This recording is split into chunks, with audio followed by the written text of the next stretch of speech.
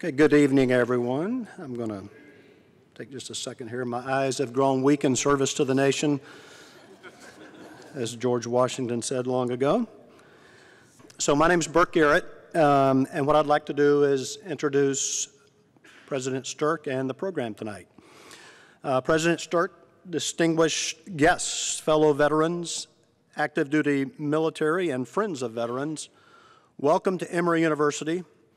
Tonight, we are partnering with the New York Times to host a conversation about the obstacles veterans face in the civilian workplace, making their transition to civilian life, or pursuing their educational goals. We are excited to host Lauren Katzenberg, editor of At War, who will moderate the discussion with a distinguished panel this evening. I want to thank all of you for being here, and especially Victoria Camella. Where are you at, Victoria? Over here? Yep. Our Director of Communications, for taking the initiative to contact the New York Times and coordinating the efforts to pull this together. This is an important conversation, and you all know this. 48% of veterans report their transition from the military to the civilian workplace was more difficult than expected. It's unfortunate, but it's also a reality that veterans face challenges and biases in transitioning out of military life to the workplace or in pursuit of their educational goals. As a veteran myself, I am especially thankful and proud of Emory University for hosting this event and being a leader in supporting and providing opportunities for veterans. Here at Emory, it starts at the top, and we are blessed to have President Claire Sterk providing the leadership to make this happen. President Sterk has been at Emory since 1995, having served as a very distinguished professor and researcher in public health, provost, and since the 1st of December 2016 as our president. What you may not know about President Sterk is that she is the spouse of a veteran, Professor Kirk Ellefson, who served in Vietnam as a military intelligence officer.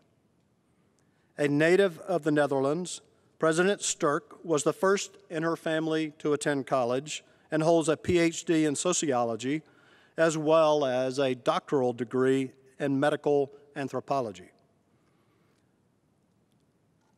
I first met President Sterk after I signed on with the Emory Healthcare Veterans Program here. Met her, I guess, almost a year ago. And I have watched her perform in her role along with Kirk, her husband, in terms of taking care of our veterans. And that's a very broad spectrum that we're talking. And she and Kirk do a phenomenal job. And she has continually challenged and supported veterans at Emory and Emory writ large in creating new initiatives to support our veterans. Please join me in welcoming President Claire Sterk.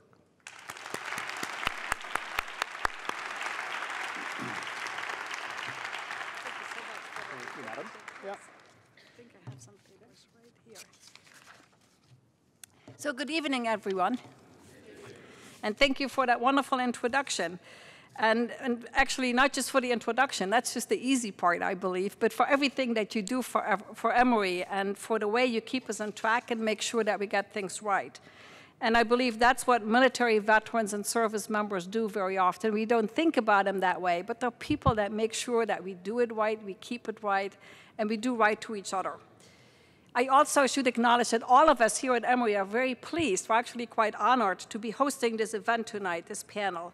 Because from my perspective, this is a topic that so much fits our community, everything that we stand for, and something that we don't always talk about, but it's part of our fabric.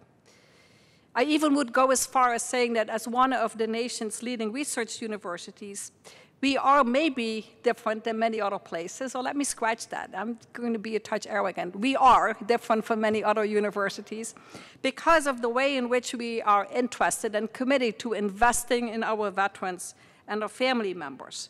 The reason we do that is because we really recognize the value that veterans bring to our community. That hasn't always been the case, and so we should really embrace that as something that we have all come to realize, that veterans are incredibly valuable to our community. Just a few facts, since we are in the state of Georgia. Georgia has close to 800,000 veterans. We also are the 5th largest active duty military population state in the nation. So even when you think about where we live, the military veterans are very much part of our community.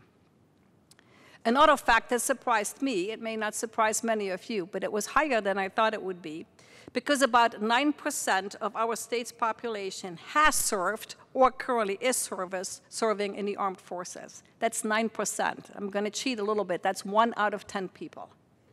That's a lot.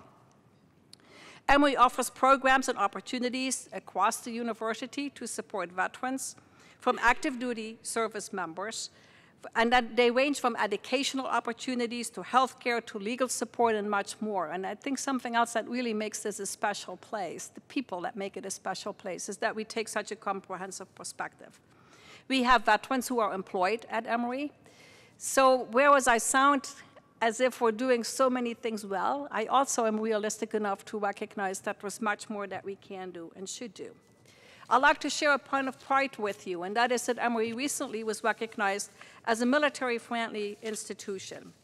To me, what that means is that as a community, we have decided that we really want to do something special, that we care. It also means a little bit more to me because of my own background. And Kirk, I'm not going to talk about you yet because you've already been mentioned, but just a slice of my life. You heard that I grew up in the Netherlands. You probably hear that English is not my first language either, but hopefully you understand everything that I'm saying. So I'm a daughter of parents who grew up during the Second World War. And what that means is that the Second World War, was an incredible part of my life. It's interesting how when you're the generation following the experience and part of that, it has an impact. And I never will forget that my mother, who now is turning about 90 years old, she does that later this year, she has Alzheimer's, but she had this caring obsession. So it was care, but it was an obsession. And when you're a young person, obsession is not something you want to face. Because she always wanted to know, she needed to know where her kids were. And it took me a long time to figure out why that was. Or I remember vividly my father's silence, and he would just sort of blindly stare out in space. I think I actually might have picked up that habit from him, because I too would just sort of sit there and just stare out in space. What he also did, he never wanted to talk about the war. And he didn't start talking about it until he was much older. Because he just, and it's not genuine of me to say he didn't want to talk about it, because what it really was, he couldn't talk about it. I grew up, you already heard that, in the Netherlands, and here's an interesting part of where I grew up and how, because I grew up near a small town called Margraten. Margraten is the home, and it's the only place in the Netherlands, of the Netherlands American Cemetery and Memorial, which, by the way, is the only American military cemetery in the Netherlands. A lot of people think about going to Normandy, going to France, and the cemeteries there. It was on September 13th, 1944, that the U.S. 30th Infantry Division liberated that site. And that just became so important.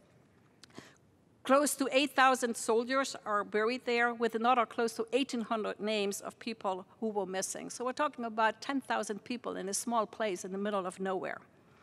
My dad and I would visit that cemetery, and we would clean up the grave markers, which just felt like you were really doing something, right? Because emotionally it was hard.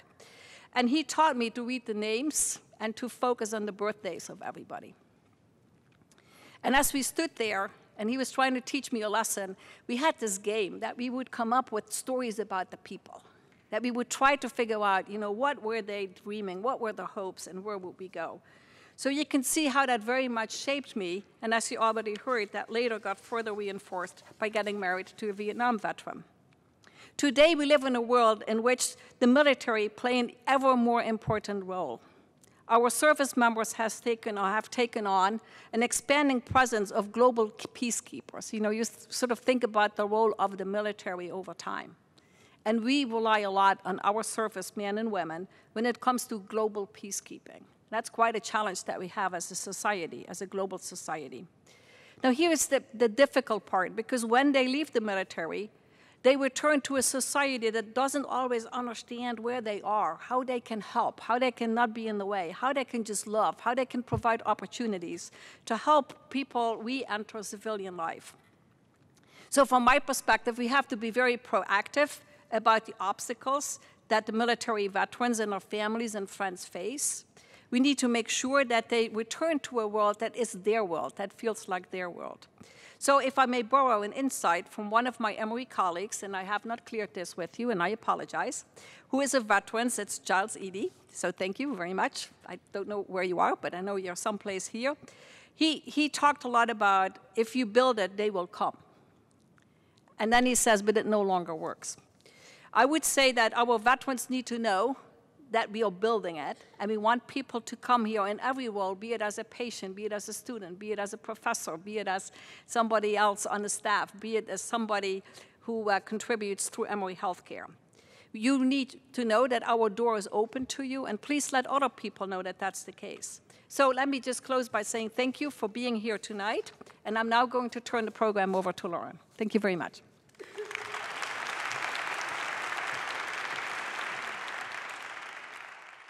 Good evening. Thank you for being here tonight. I am Lauren Katzenberg. I am the editor of At War, which is a channel at the New York Times. It started as a blog, and we brought it back in 2018 as a dedicated channel for exploring the experiences and costs of war.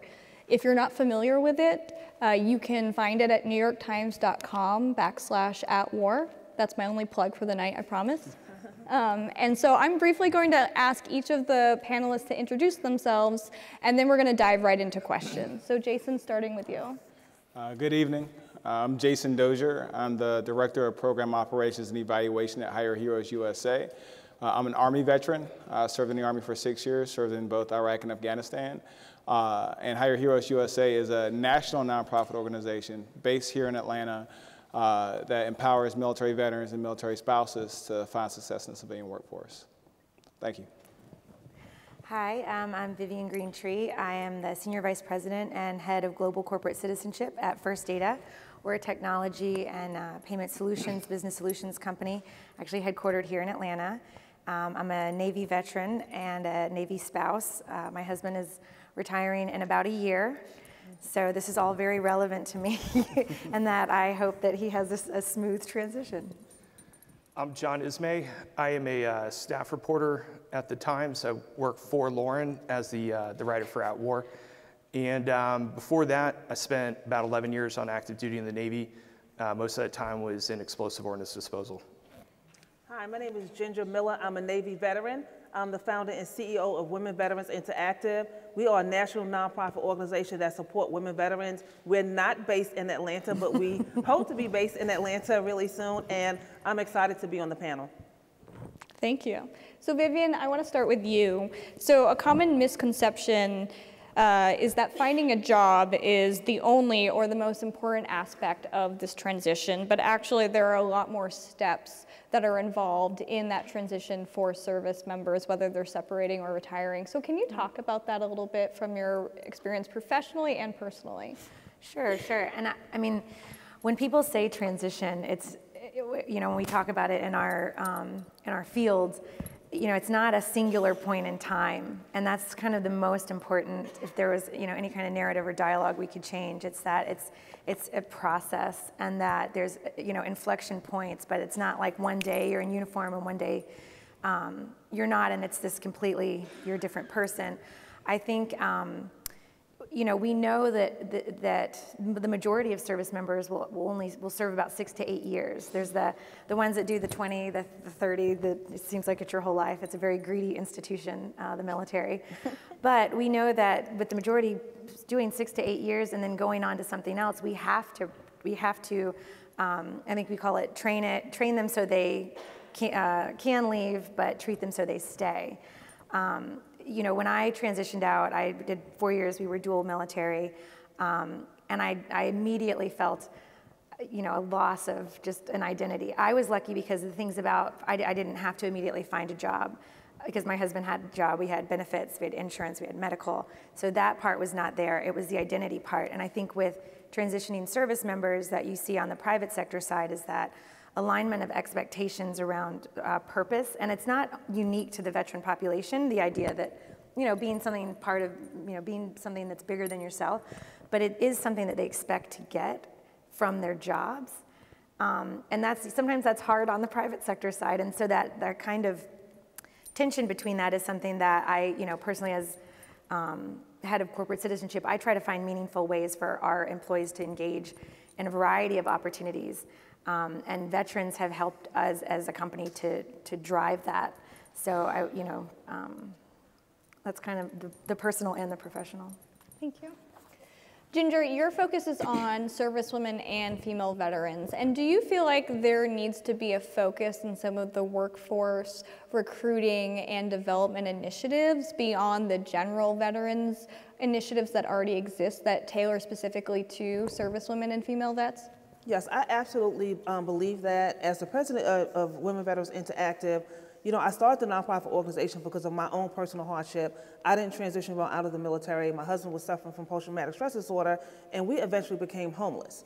The real reason we became homeless, it wasn't because of necessarily the post-traumatic stress disorder, but we were very unskilled. I did 4 years in the Navy. I was a bosun's mate, and what do you do after that when your family tell you have to find some place to stay? So I truly believe that women veterans, we need our own space, because when you look at all of the statistical data that's out there, women veterans are the fastest growing segment of the homeless population with veterans. We have a higher rate of suicide. The unemployment rates are higher.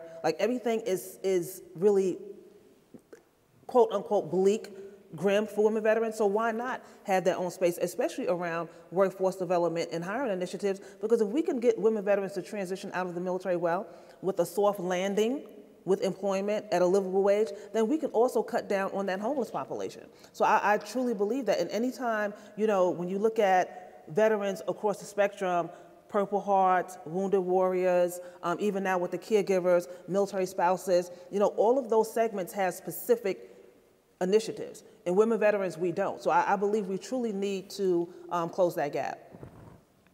So John, you recently in the last, well, not so recent, but the last few years, transitioned out of the Navy. So what were some of the challenges you faced as someone re-entering the civilian world? I think it was, for me, I really just wanted to stay in San Diego.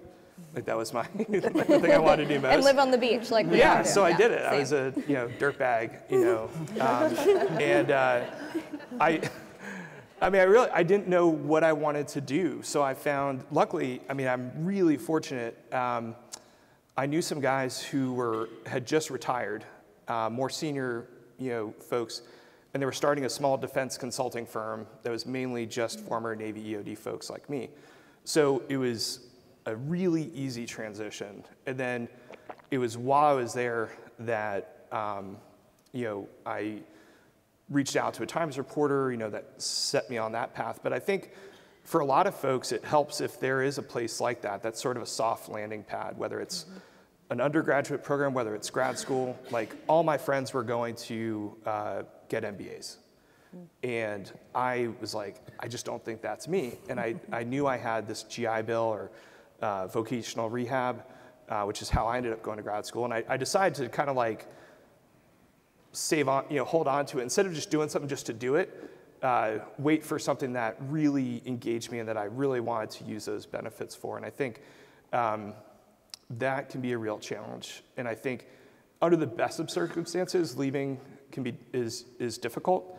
And I think it's made much harder if you're at a command where people are basically using peer pressure to keep you in, or whether it comes from your teammates saying, what about the next deployment, or your CO saying, what about the next deployment, or saying, what about, I can send you here, I can send you there.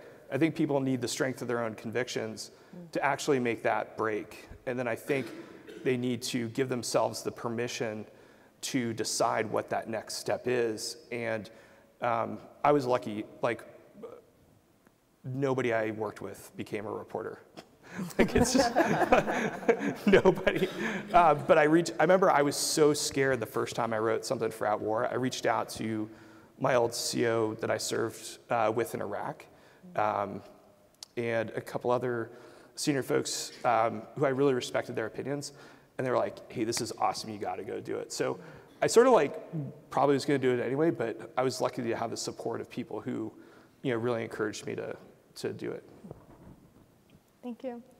So Jason, you're in the space where you're one of the people that's helping transitioning service members and veterans kind of navigate all of the challenges. So what are you seeing as some of the big challenges both for veterans and for organizations right now? Yeah. Firstly, I would say a major challenge is with funding and financing. People talk a lot about the sea of goodwill has dried up. Veterans aren't in the news media the same way they were maybe 5, 6, 10 years ago.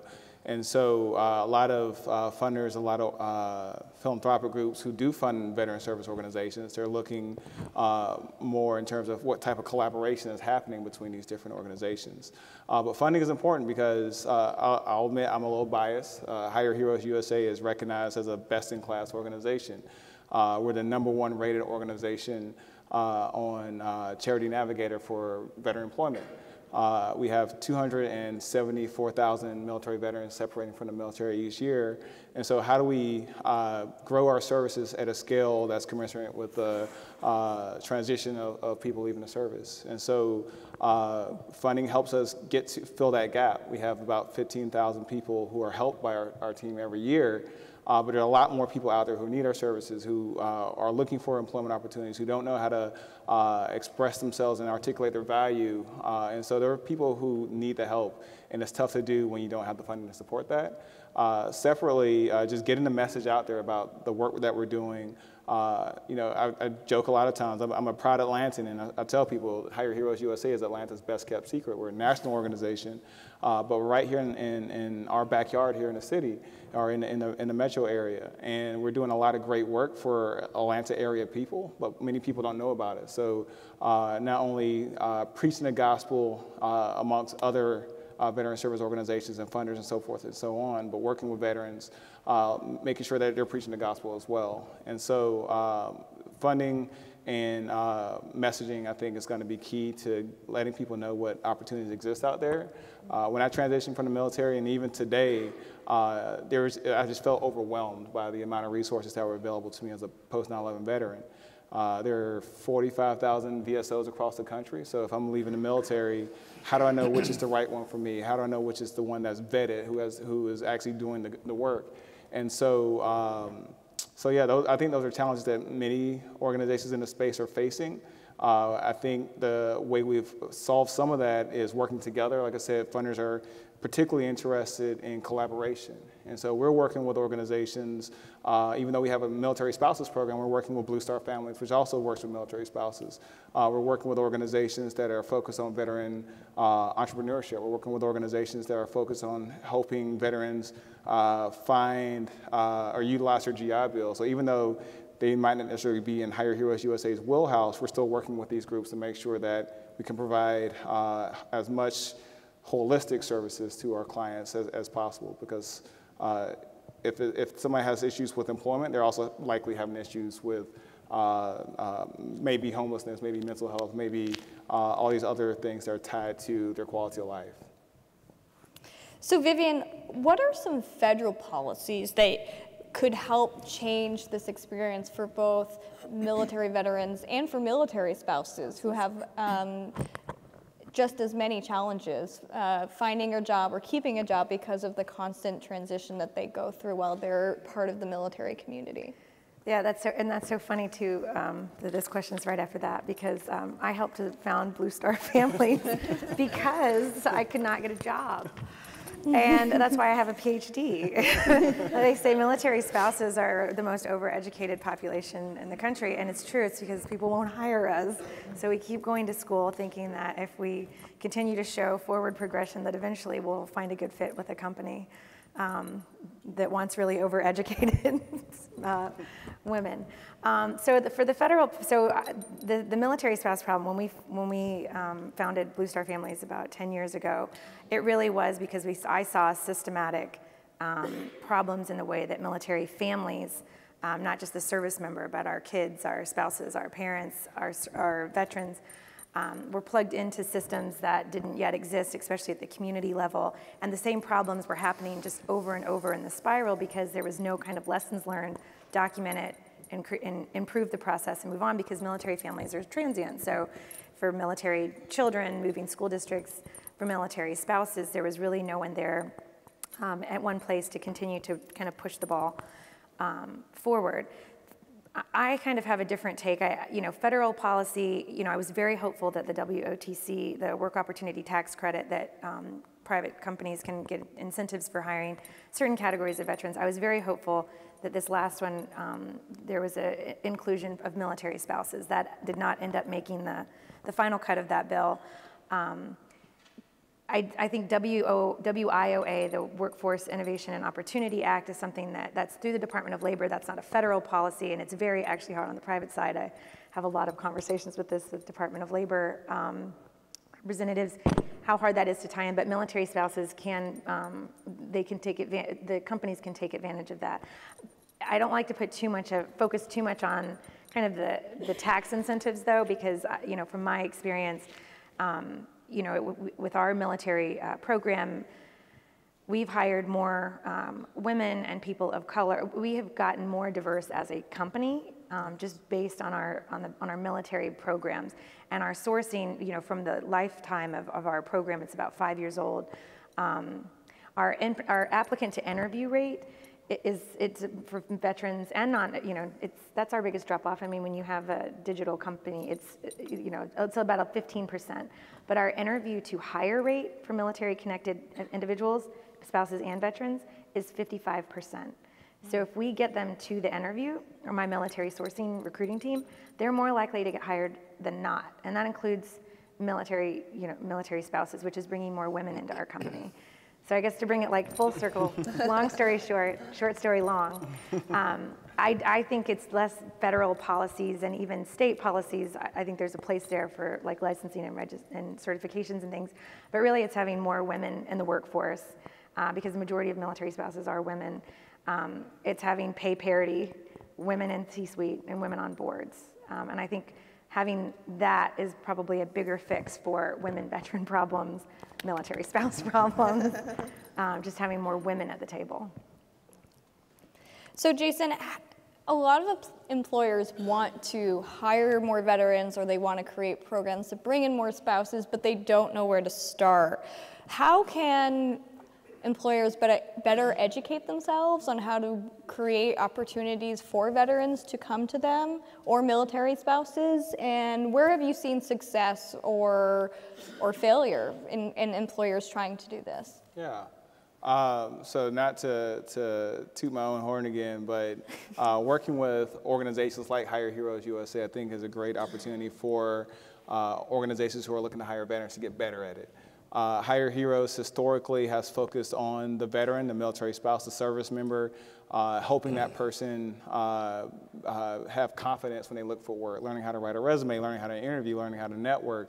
But we also find that despite the person's military experience, most of our clients have more than 10 years of military experience. Most of our clients, even our junior enlisted, have a bachelor's degree or higher. So despite these different assets, we still find that for whatever reason, companies haven't really valued their experience in the way that they might have had they been civilians. And so that really started us to relook at not only working with the veteran themselves, but also working with the company and educating companies so that they know how to hire a veteran, encouraging companies to develop veteran resource groups so that if a veteran does get hired at that company, that veteran is likely to stay at that company because there are people there. There's a group of people who understand where that person came from. It allows for an opportunity for a cultural fit. Because Can you just, sorry to interrupt you, Yeah, can you absolutely. explain what a veteran resource group is Yeah. for people who might not be familiar Yeah, with absolutely. So if you think about a big, Fortune 500 company like Coca-Cola, there are employees at that company who may or may not have served in the military, but have some sort of affinity towards the military. Depending on the company, those individuals might get together on a weekly or monthly basis. And it's a way, that they serve as a resource, as a place that veteran employees can go to find camaraderie and to build relationships and network and to connect in a way outside of just their normal 9-to-5 job.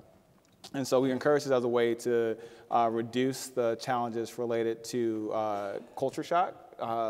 So when you join the military, the military does a great job. They're very efficient at removing the civilianness out of you, for lack of a better term. But when you become a civilian again, you have to relearn a lot of your basic social cues, everything from how you talk, how you act, how you comport yourself when you talk to other people. And when you go into an employer or go to a company for the first time after you leave the service, there's, in many cases, can be a challenge because of that. And so we see nationally is that retention rates for veterans are a lot lower than their civilian counterparts. You don't see the unemployment rate discussion in the news as much, but you do see a lot of concern about retention rates. You see a lot of concern about veterans just taking the first job they can get, and they're creating a gap there as well. So these veteran resource groups help when the veteran is hired in terms of making sure they retain with the company.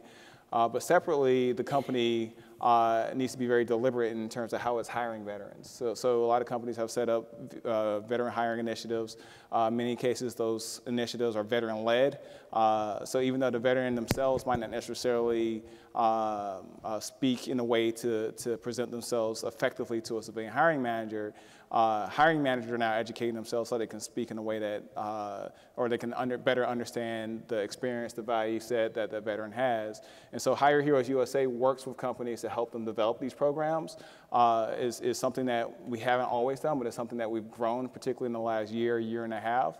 And so I think that is the way to go, is to educate employers, educate veterans as well, but also educate employers.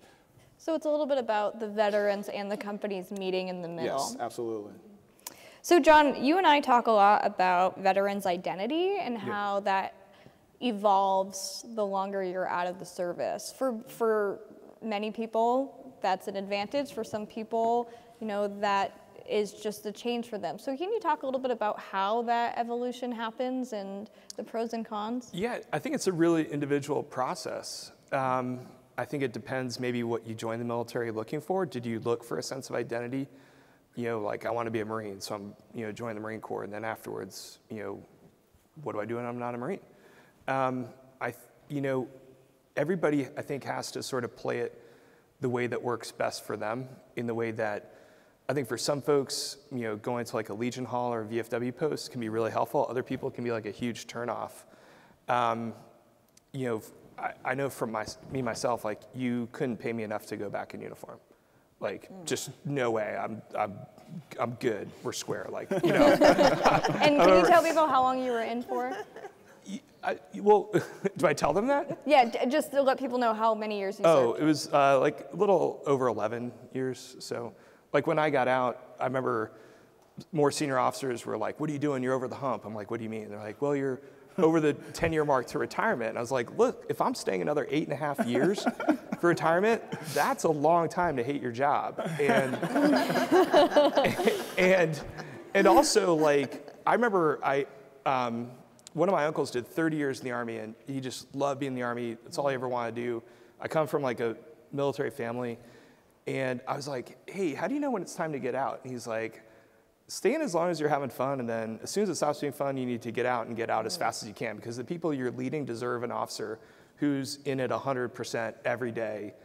So I looked at like sort of like all my peers are just finishing their 05 command tours right now. Some of them are selecting for, or one buddy a year ahead of me is selected for 06 already, which is crazy.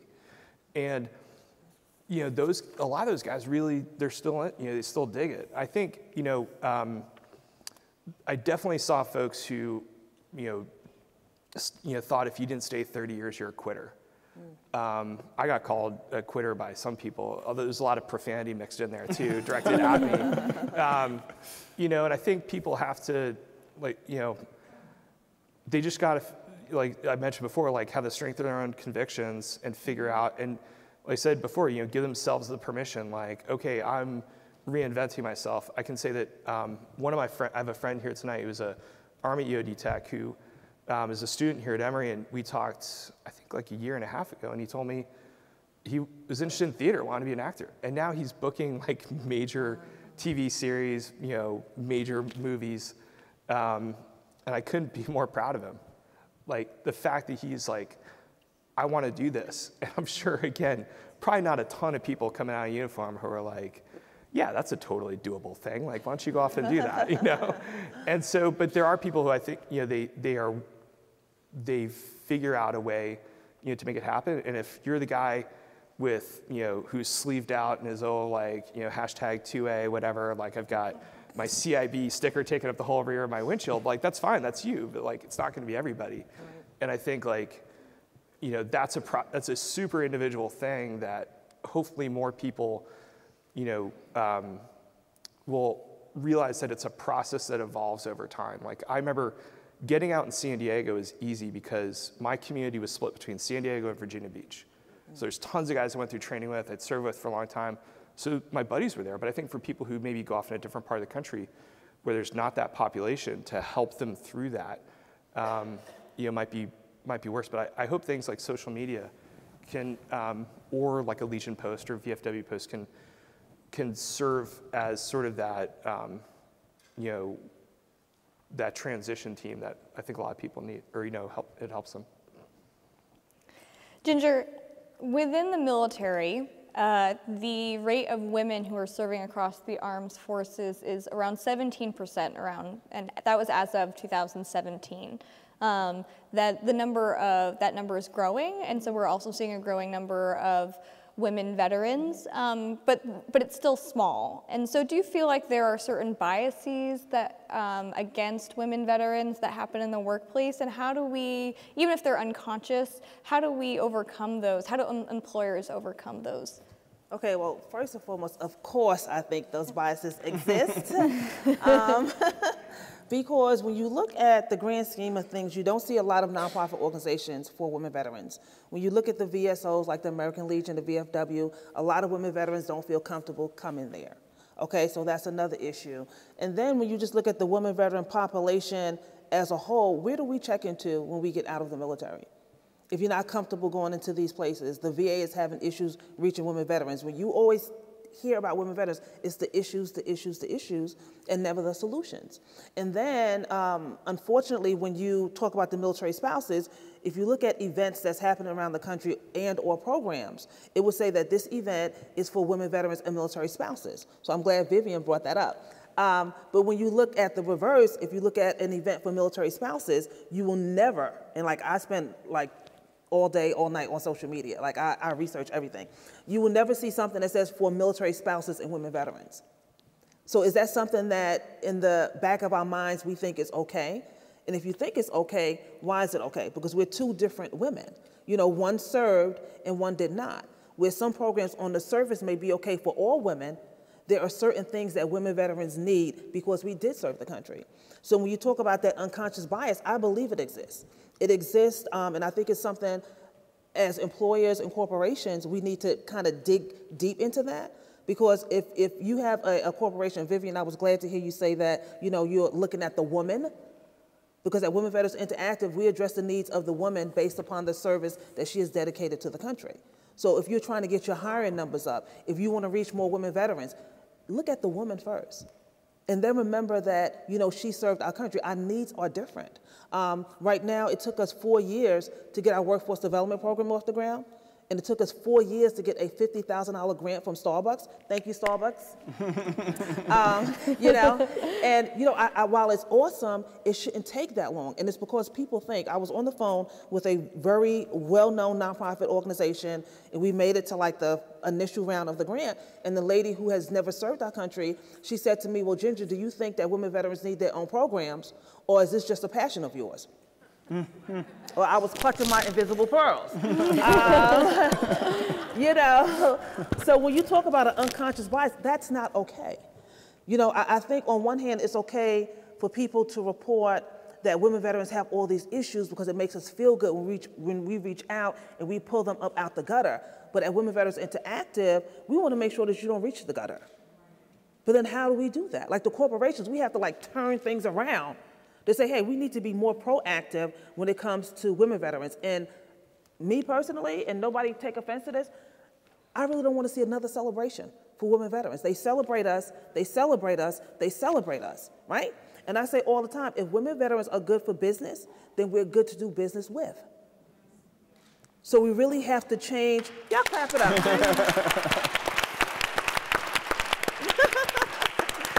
So hindsight for me as the president of Women Veterans Interactive, I'm kind of glad in the way it took this long to get off the ground, because I had an opportunity to see what's working, what's not working, and how we can collectively make a difference to better serve women veterans, not just to celebrate us, but to work with us as well.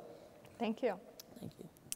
So Jason, I have a question for you, but I will also ask all of you to weigh in on this. What are some of the solutions that Georgia as a state has put forward to help veterans, to help women veterans and military spouses with their transition? And this can be open whether it's career or it's relocation or it's healthcare or it's anything. So let's just talk about what Georgia's doing right now for the military community. Yeah. So Georgia, in recent years, there's been 2 laws that the state has passed and has been signed. Both of them have been related to licensure and certification. So for veterans, folks who get, the military equivalent of a CDL or anything like that, having to go through some of those same certification processes when you return back home can be onerous. And the state has passed laws to try to reduce the amount of red tape involved to get your license or to get your certifications updated. In addition to that, there's also been laws passed to reciprocate some of the existing certifications that the military offers, as well as certifications that other states offer. So if you're a military spouse and you have certain certifications, if you're going from Florida or Arizona back to Georgia, having to go through the same board processes and license processes can be challenging. However, there are some significant gaps with that, particularly around healthcare. If you're a medic or a Navy corpsman and you've been administering shots and drawing blood and giving medication, you can't do that. You have to go through that process entirely from scratch when you return back. So you mean to join the healthcare? Correct, to join the healthcare industry and to do that's the same work that you've been doing, that you were trained to do. And so there's some gaps.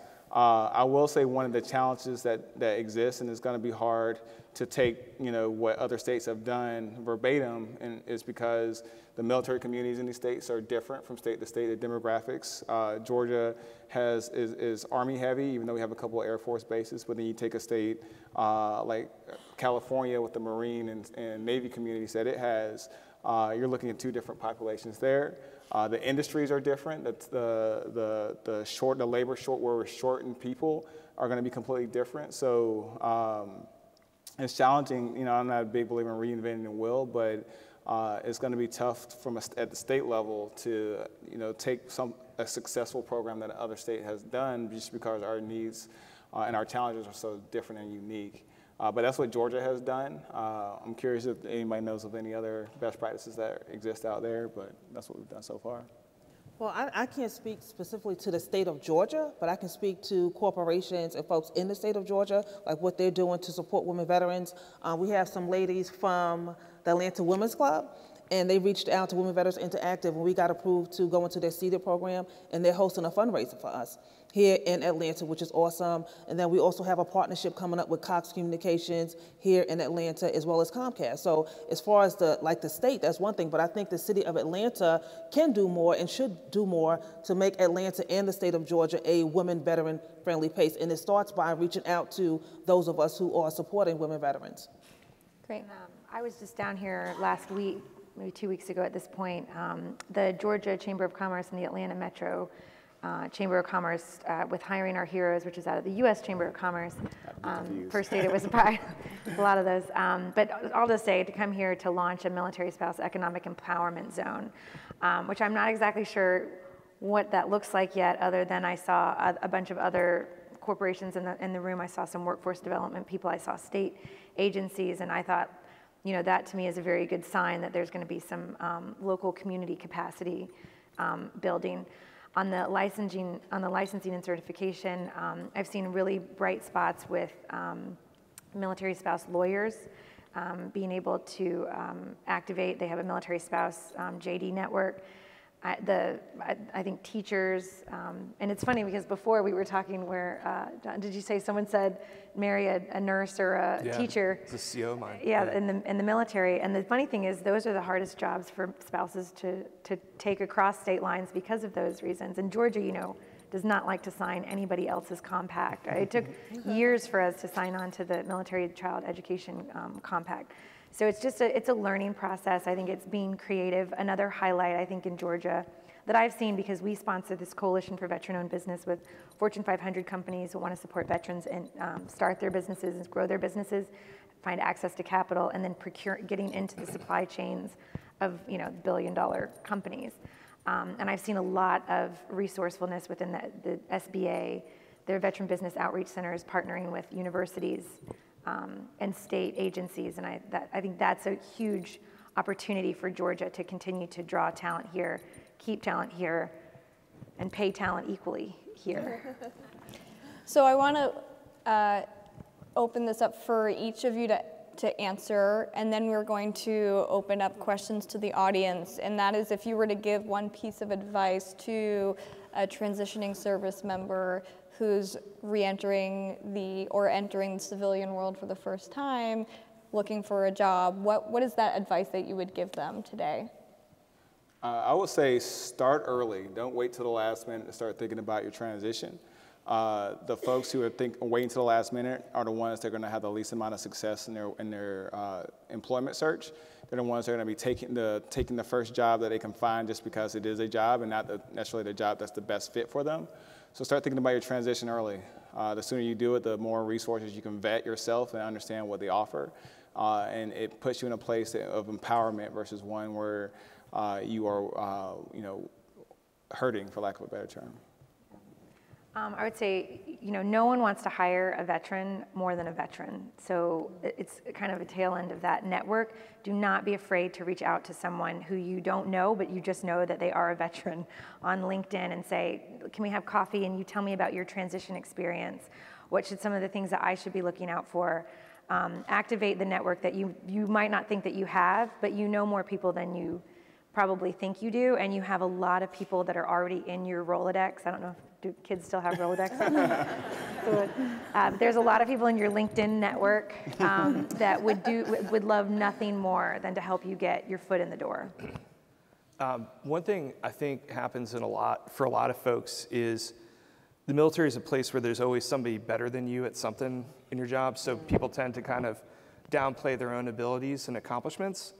Like that person has that qual or this qual, like I don't have that, right? And if you grow up sort of as an adult in that, it can be really hard to want to stand out and say, hey, look, I can do this thing, why don't you hire me? And I think the networking was, I thought that was like a dirty word, I think I created a LinkedIn profile, I think maybe when I put in my resignation letter, someone was like, yeah, I got to figure this out.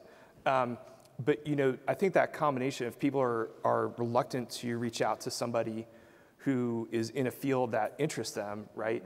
Even if that person's not a veteran, just to say, hey, look, I'm gonna put myself out there, and also to say, yeah, I think, maybe I was,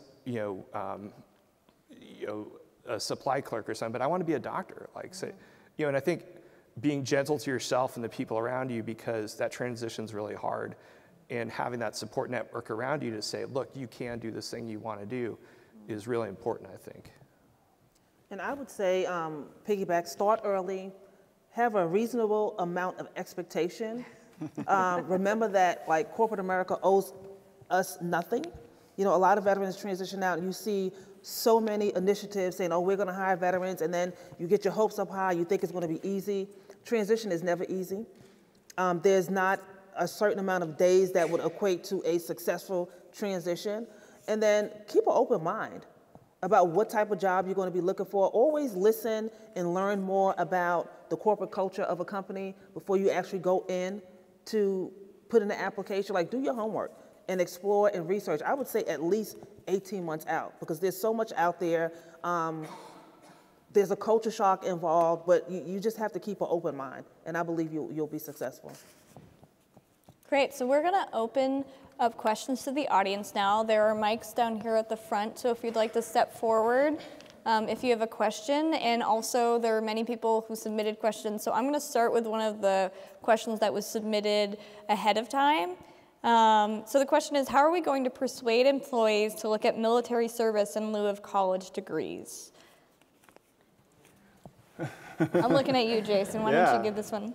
So I think it touches on what we talked about before on the employer side, making sure that hiring managers are well-versed in the diverse military experiences that are out there, so that they see the experience, they see the value, even if there's not necessarily a degree behind that. On the veteran side is learning how to everything from developing a value proposition in your elevator pitch, talking about yourself in a way that a hiring manager understands that value, articulating your military skill set so you can put all that on the table so there's no confusion. I think you phrased it well earlier, it's kind of meeting in the middle on both those terms. But I think that's what it takes, is educating the veteran, but also educating the company as well. Sure. And if I could add, First Data has that in our position descriptions, so if anyone is looking, we do say requisite experience or military experience, but that was one of the first things we did, changing the culture. And I'll say too, when you asked the question earlier about what companies are doing this well, First Data is absolutely a company that's doing this well. So. And we're hiring. What? Everyone's shy today. All right. Oh, come on down, sir.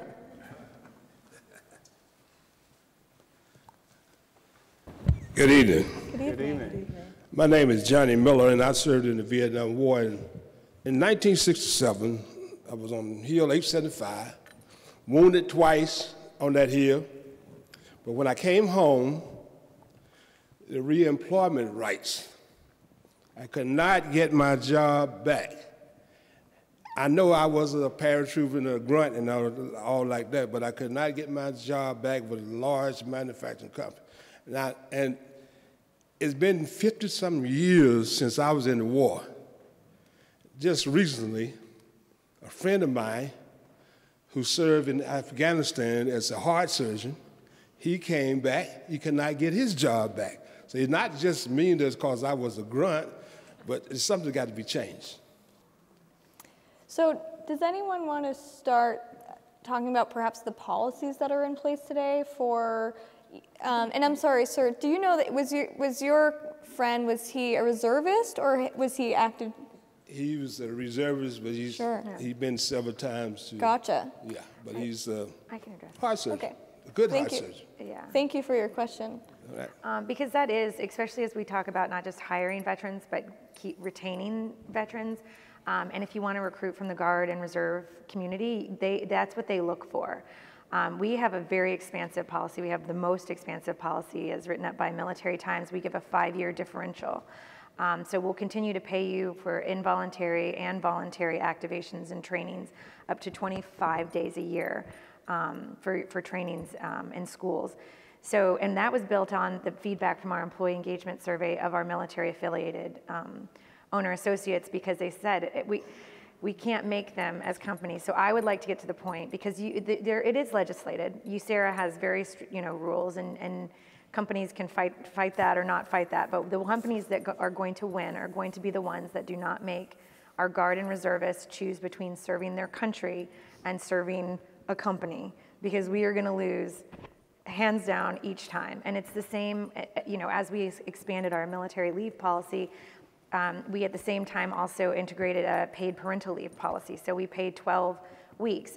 Only 14% of private sector employees are covered by paid maternity leave. Ours is parental, so either one. But it was the idea that was built off of the Guard and Reserve policy, saying if we make someone choose between serving their country or working at First Data, we're going to lose. If we make women choose between starting their families or working at First Data, we're going to lose. If we make people choose between bringing their whole selves to work or working at First Data, we're going to lose. And I have seen that change on the corporation side. I hope to see more of it because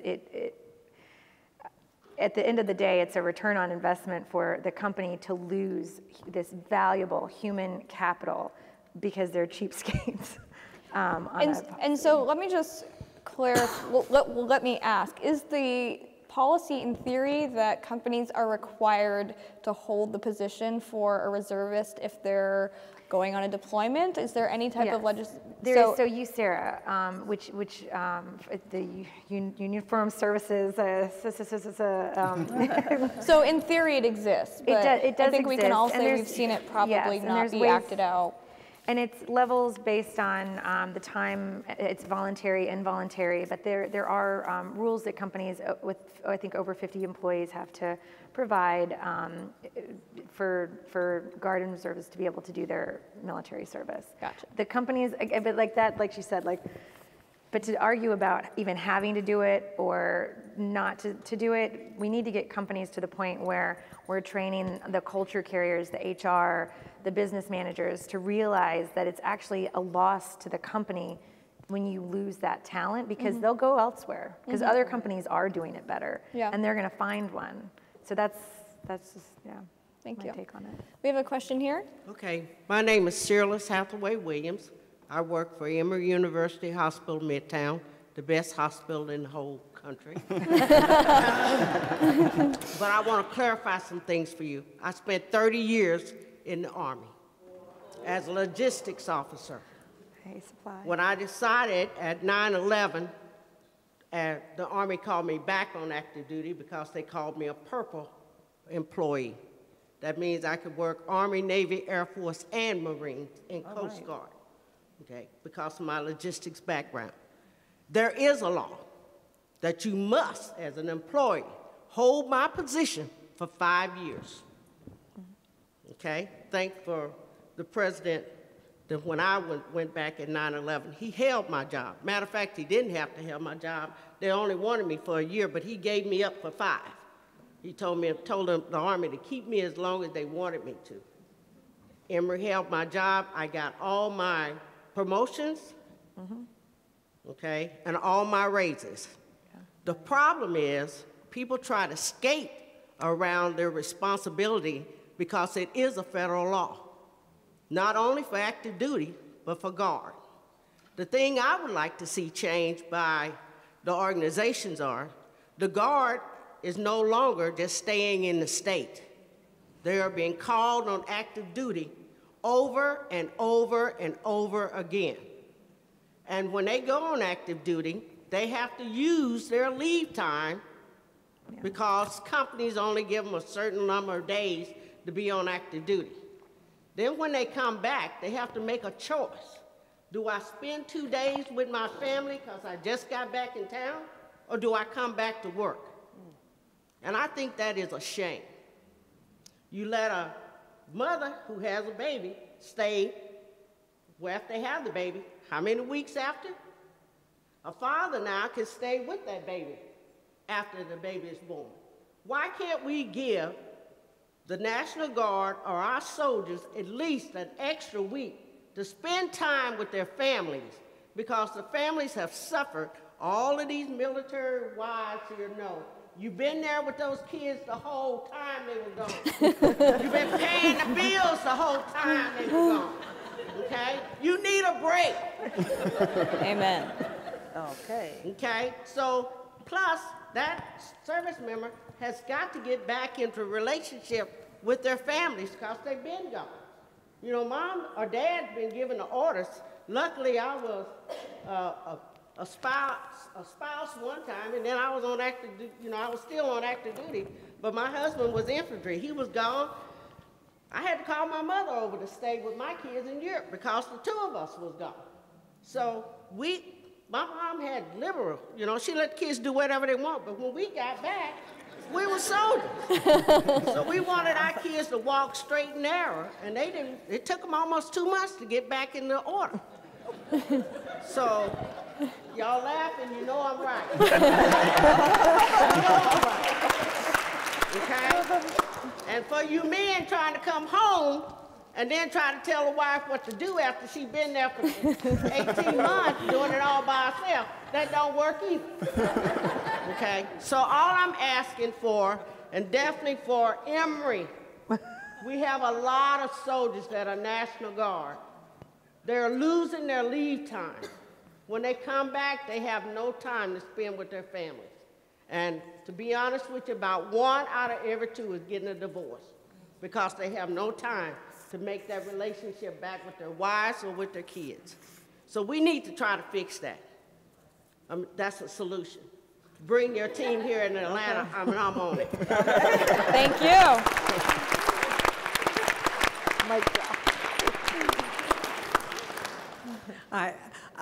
Because Georgia's become such a film industry, I'd like to bring up an issue. DOD wives, many spouses are teachers. And Georgia Department of Education does not have reciprocity to DOD teachers. I know this because I was one. I did have reciprocity with Florida, but because I live in Georgia now, my teaching certificate is no longer valid. So I really think we need to look at this very, very seriously because wives are really, really hindered by working in the military. I remember when my husband became commander and the commander said, "Oh, you're a donut darling now, honey, you can't work." So, going back to the World War II status, that many spouses have a very difficult time finding jobs if they are teachers and they're living in Georgia. I think we really, really need to look at the state level and give reciprocity to DOD EA teachers. Thank you. Thank you. So I have one more question that I want to pose to our panel members. I will leave it open. So this came in on a card earlier. How should job candidates address the unspoken concern regarding PTSD and other mental health issues that employers may be concerned about and they don't understand how, they're not educated on how to talk about it? So I will say that there are laws that protect the interviewer or the job seeker when it comes to issues around PTSD. You don't have to volunteer that information. Don't feel like you have to be compelled to volunteer that information because it's none of the hiring manager's business, first and foremost. However, you're right, a lot of employers aren't educated about that. They don't know what questions, they don't always know what questions they can or cannot ask. Sometimes it might be relatively mild, about a person's marital status or if they have kids. But on the extreme is questions related to mental health and PTSD. And they're all illegal questions, long story short. And so I think part of it too is education, is working with employers, letting them know what their left and right limits are when it comes to those sorts of questions. But the veteran needs to know that what is and what isn't an illegal question. Mm-hmm. And so if you're a veteran out there and you're concerned about, you might be having some challenges related to PTS and you don't want to share that with a hiring manager, then don't, because it is not incumbent upon you to share that information. And I think as a country, we're getting a lot better at dealing with these issues. Serving in the military isn't the only way someone can suffer from post-traumatic stress. You can get in a car accident, you can see an act of violence, and all these things are traumatic events that are stressful and can lead to long-term issues that require self-care and working with a professional. So it's not just the military, and I think as a society, as a culture, we're getting a lot better at recognizing that, but we have a long way to go. But my advice to veterans is to empower yourself, understand the rules and regulations, and we'll do our best to help employers understand it as well. We have time for one more question? Okay, great. Okay. So I was just wondering, I know you talked about the transition is hard from military to civilian life, but what do you have to say and what policies do you have in place for people in the military that may have suffered from sexual trauma?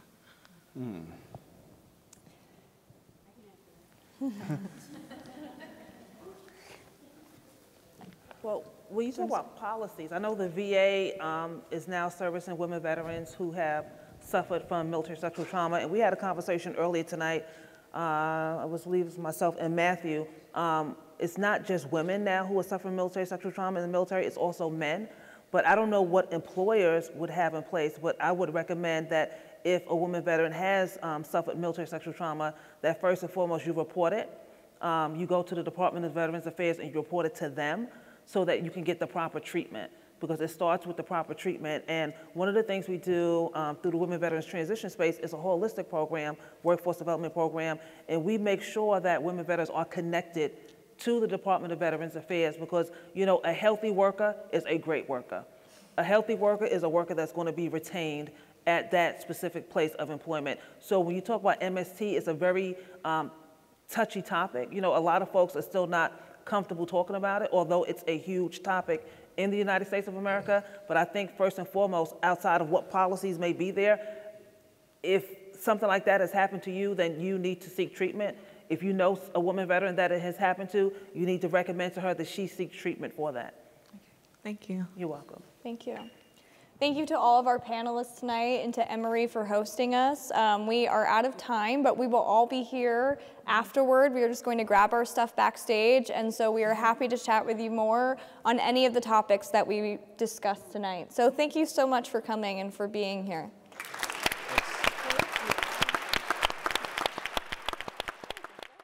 As I've been sitting here, like many of you, here are a few words I heard. Listen, show compassion, don't be arrogant and think that you know what to do for other people, but take into consideration all of the circumstances. And when I say that, I mean all of the circumstances, and make sure that through that listening and that compassion, together we get to a much better place.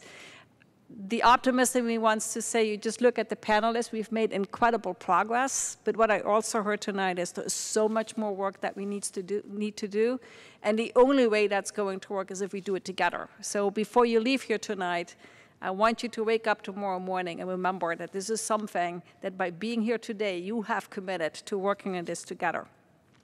Now I'd like to sort of shift totally and thank a few people, because without them this wouldn't be possible. First of all, I want to thank the New York Times. Now that's a silly thing, because you don't thank a newspaper, you thank the people of a newspaper. So I especially want to recognize Lauren and John for coming to engage with us at Emory in this very important conversation.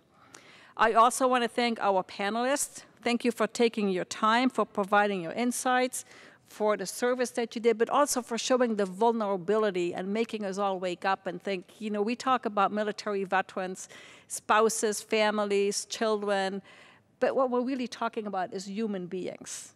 And that gets us to really think about human rights, and you made it real for us. I want to also thank Alex Balbert and Nicole Ricketts, who were with us this evening from the Wounded Warrior Project. As many of you may know, hopefully you do, if not, you will by the time you leave, the Emory Healthcare Veterans Program is part of the Wounded Warrior Project's Warrior Care Network. I'm also grateful for the examples of leadership, wisdom, and the spirit of service. I think it's a concept we should embrace much more, the spirit of service, set by our veterans and service members. So those of us who don't have that experience, let's build and learn from that spirit of service. I hope that as a community here, beyond tonight, we will continue to come together as a community to champion and to support our brave men and women, our military veterans, and our families and friends. Thank you again for being here.